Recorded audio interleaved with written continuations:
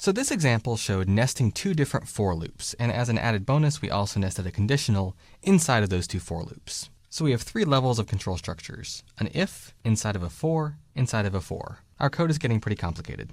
Now let's take what we just learned and apply it to our number guessing game. You can see right away that we're going to have three different levels of control structures because we have three different levels of indentation. Here we have a conditional inside of a while inside of a for. The only change we've made to our number guessing game is that we've started on line 2 by asking the user to input how many games they'd like to play. They enter a number, we convert that to an integer, and that becomes the value of our variable numGames.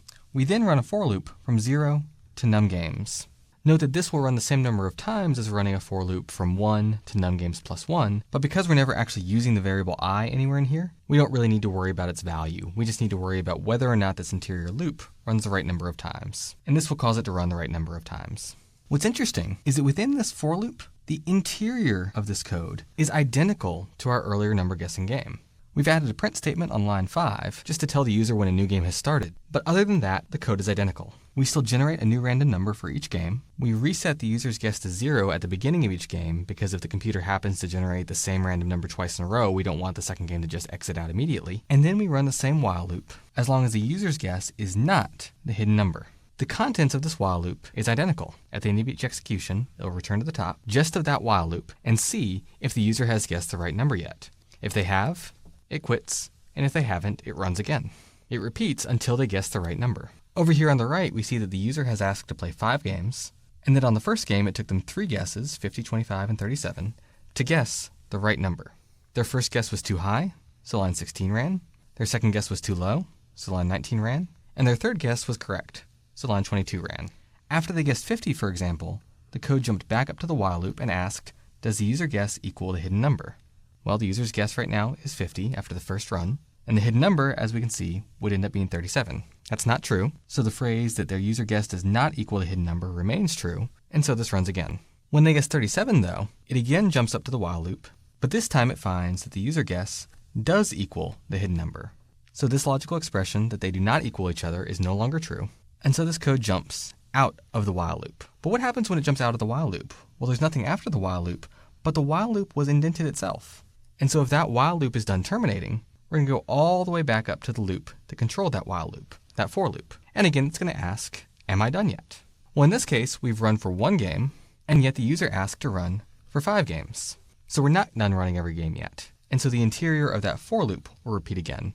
And so we repeat the entire game over again, this time with a new hidden number generated from scratch. This is getting pretty complicated, so let's trace through the next game.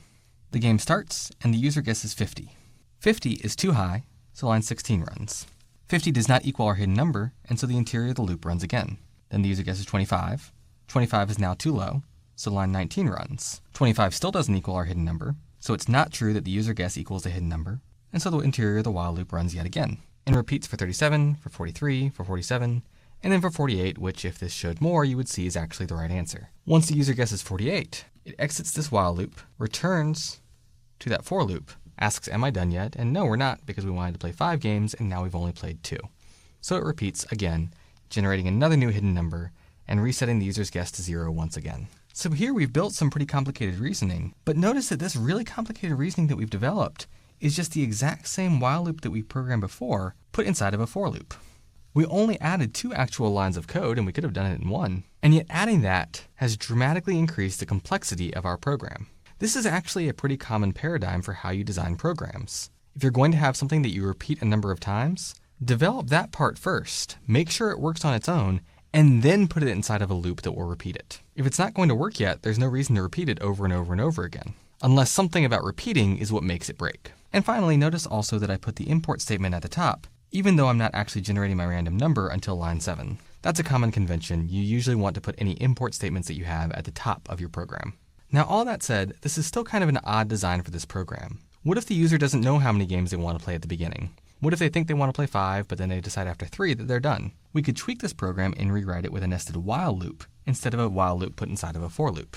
Here on line 2, instead of getting the number of games that the user wants to play, we create a variable called keepPlaying and give it the initial value y for yes. On line 4, we see to run the following loop while the answer to keep playing is y for yes. The first time line 4 runs, when we first encountered the loop, the user hasn't had the chance to change the value of keep playing, so we're guaranteeing that this will be yes initially. Then, once again, the interior of this is the exact same as our original number guessing program. Generate the hidden number, create the user guess, and keep repeating until the user guesses the right number. Here though, instead of checking at the end to see if we've completed the right number of games, we end each game by asking the user to input whether they want to play again. We take that value and put it in for keep playing. Then after that, because that's the last line of the outer while loop, the execution will return to that loop and check to see whether or not that logical expression is still true. If the user entered Y for yes, then keep playing will still equal yes, and so the game will run again. If they entered N, or in fact if they entered anything else, then keep playing will no longer equal Y, the loop won't repeat, and execution will terminate. We can see that over here in our output. After the first game, the user entered Y, which means when the execution jumped back to the outer while loop, keep playing, it was true that keep playing equaled Y. Because it was true, because that logical expression is true, it jumps back inside of the while loop and runs the game again. After the second game, the user entered N, so when execution jumped back to the while loop, it was false that keep playing equaled Y, because now it equals N, and so the loop didn't repeat, and it would instead jump to whatever would come next in our code, which here is nothing, and so execution ends. Notice especially that we create the initial value of keep playing such that it guarantees that our loop will run at least once. That's kind of the equivalent of the do-while loop that other languages have that Python doesn't have. Although we can't do a do-while loop, we can create our initial variables, we can assign values to our variables such that it guarantees the while loop will run at least once.